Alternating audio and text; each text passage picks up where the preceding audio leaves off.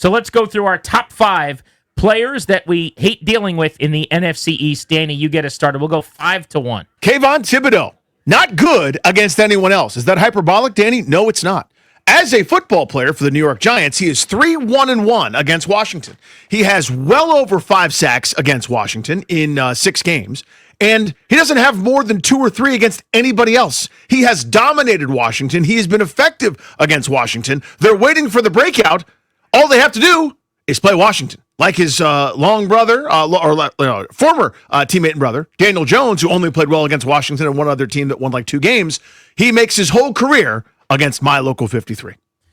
Number 5 on my list is going to be one of the best receivers in the National Football League, C.D. Lamb.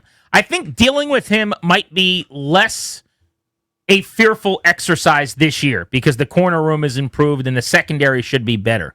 But in his career against Washington, I've seen him catch 54 balls for 515 yards and 5 touchdowns in 9 games. Doesn't sound like he chews them up necessarily, but some quick math tells you that he averages 60 yards per game, despite having had a couple of donuts in there. He's had some monster games against Washington, and I just think it's an overall talent nomination here. This is someone who, based on the fact that they're going to target him a dozen times, is probably going to go out there when you play the Cowboys and catch 7 or 8 balls for close to 100 yards, and he might score a touchdown. And there have been years where Washington just didn't have anybody who can run with him, didn't have anybody that can play with him. I hope Marshawn Lattimore is up to the challenge. They're paying him as a number 1 corner after acquiring him for draft picks to shut guys like C.D. Lamb down. Number 5 on my list, players in the division that I don't like dealing with, C.D. Lamb. Number 4 for old Randy Douye is Quinyon Mitchell. They got something there pretty special in Philadelphia. So as all the turnover is happening for the Eagles, and that's understandable, you win a Super Bowl, people need to get paid, you got kind of the next crop developing, they got a badass in that guy. You saw how effective he was in that first Philadelphia game last year. It was just him and Terry McLaurin, and McLaurin wasn't open a whole heck of a lot. And I think it was 1 target until deep into the game, and even then, it just not much effectiveness from 17 against Mitchell. They can do that. He's really, really, really good, and he's going to be a pain in the butt for years. A.J. Brown, number 4 on my list. He probably should be higher, by the way. In 6 career games against Washington, he has 560 yards and 6 touchdowns. Notably, a 13-catch, 175-yard, 2-touchdown game where he made it very clear Emmanuel Forbes was not it. There's another game in the same season, oh, by the way, when he single-handedly took Washington's lunch in 2023, where he went 8 for 130 and 2 scores. How about that season? 2 games, 17 catches, 300 yards, and 4 touchdowns. Decent days at the office. His worst game as a member of the Philadelphia Eagles against the Commanders has been a 1-catch, 7-yard performance where he didn't finish the ball game. Otherwise, 8 for 97, 5 for 65, 8 for 130, 9 for 175, 5 for 85. He's got touchdowns in 4 of his 6 career games against the Commanders. This is a Washington killer. Probably should be higher on my list, but I'm going back-to-back receivers to start. A.J. Brown, number 4. Number 3 for old Randy Douye, you've already mentioned him. That's C.D. Lamb. I think we're underselling it, if anything. His second most yards, second most touchdowns against anybody. This is a first-round top 5 fantasy pick.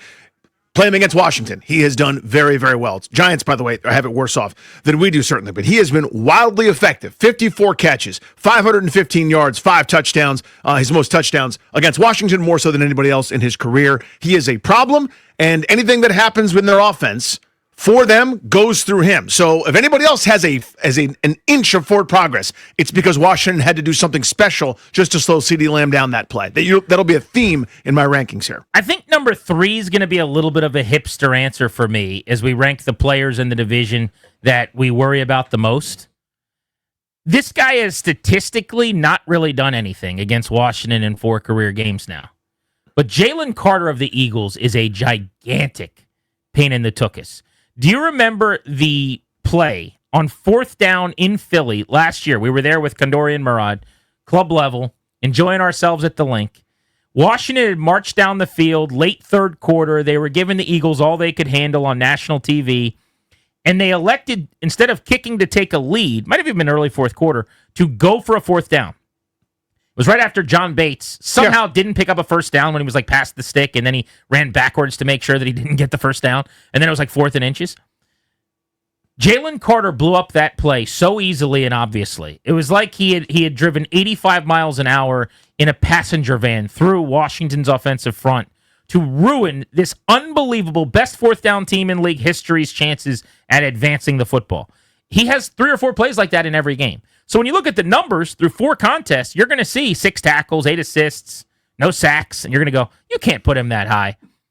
Every time you play the Eagles, I think for 3 hours before that matchup, every Sunday morning about how do I make sure Jalen Carter doesn't kill me? How do I make sure that he's constantly chipped and doubled and getting ear-holed by somebody next to him? He's number 3 on my list. Number 2 for me. I will let you know when Washington has covered this person. I've never seen it. In 2 games, most yards against anybody else. 19 catches, 186 yards. Should have been 20 catches for what would have beaten Washington in week number 2 last year. That's Malik Neighbors. I'll let you know when there's an answer for him. I don't think they have it. I don't think, with all due respect to Marshawn Lattimore, hopefully looking healthier, I like Trey Amos an awful lot. That dude is unbelievable, and that dude is a problem. So I didn't have him on my list, which is shocking probably. You're a Neighbors guy. You know how much of a mark I am? But I did not have him crack my top 5 because I went heavy with D linemen high on this list. I think that's somewhat reflective of some of the interior offensive line issues we've had round these parts with the Commanders over the years. I think they're getting there to a point where that's not going to be a problem anymore. Coleman may end up making a Pro Bowl at guard, hopefully. Biotish, very stellar at center. And then Cosme, when he's back healthy, is terrific at right guard. But Danny, number 2 on my list of players I hate dealing with, I think he's the most underrated player in the NFL defensively. Dexter Lawrence of the New York Giants. Dexter Lawrence is a game wrecker.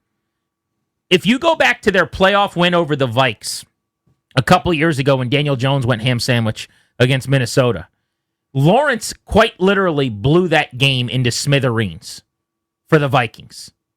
I think they had like 5 incompletions all game from Kirk O'Chains, but they're off the field on 3rd downs with him coming downhill. The 4th down where they threw short of the sticks and everyone killed Cousins, Lawrence blows up the play. He is unblockable in isolation one-on-one.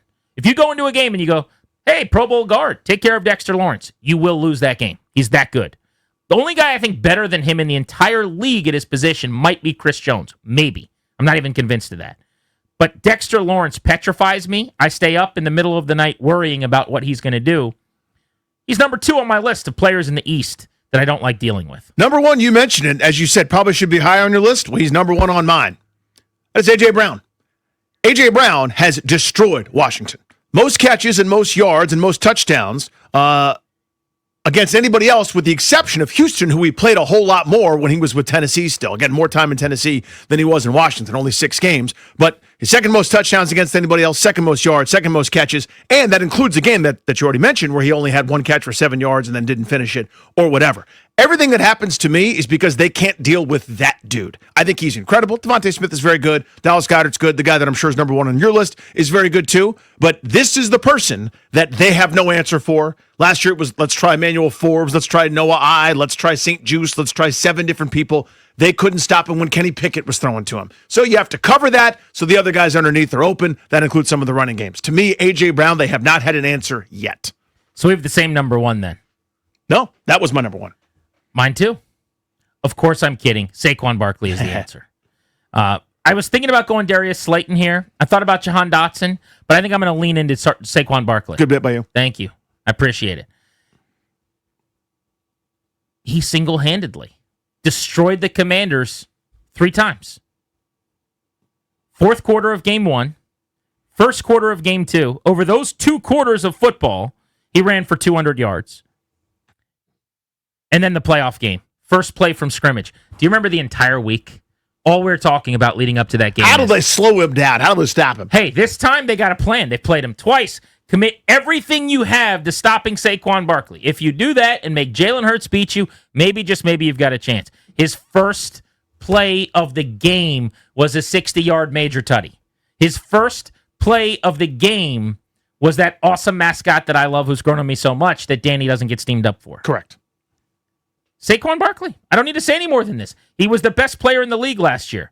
Now, I'm going to be loud wrong on this if it doesn't happen. I think he's going to play about half the season this year. I don't think that workload is sustainable. This is like Patrick Corbin in 2019. You're going to pay for it for a little while stuff. But if he plays against Washington, I got no answers for him. Yeah, they wrote him to the Super Bowl. To me, the reason he didn't make my list at all was I've seen Washington do well against him. In other words, when they decided in that second game, okay, not you, you're not beating us. I think he had like 30 yards on 15 or 16 carries after the dedicated resources. But Kenny Pickett carved their butts up, and A.J. Brown lit him up, and Devontae Smith lit him up. They only won that game because Devontae Smith dropped the pass, one of the most sure-handed receivers in the league. Barkley's killed them. I mean, you look at his career totals against Washington, it's comical, laughable, even at times. I'm glad you brought that up, actually, because I'm talking specifically about him last year as an Eagle and basically playing behind the best offensive line in the league. But if you look at his numbers, to Danny's point, with the New York Giants, it's the exact same. Let me see how many games this is. 11 games. 11 games, 1,000 yards, 12 touchdowns. That's just the rushing, by the way. He's also had monster performances as a receiver as well. He's had receiving games of 73 and 90 on the ledger. But as a rusher, he has run for 1,000 yards and 12 touchdowns, and he's still got 6 games to spare. He might run for 2,000 in 17 games. Easily his most games, attempts, yards, touchdowns, both in terms of rushing and receiving against anybody else. Washington, number one. All right, so quick recap. This is the top 5 players I don't like dealing with in the division. 5, CeeDee Lamb. 4, A.J. Brown. 3, Jalen Carter. 2, Dexter Lawrence. 1, Saquon Barkley. 5, Kayvon Thibodeau. 4, Quinyon Mitchell. 3, CeeDee Lamb. 2, Malik Neighbors. And 1, A.J. Brown. 1 Cowboy, 1 Giant, 3 Eagles for me is the breakdown. I got 2 Giants, 2 Eagles, and 1 Cowboy.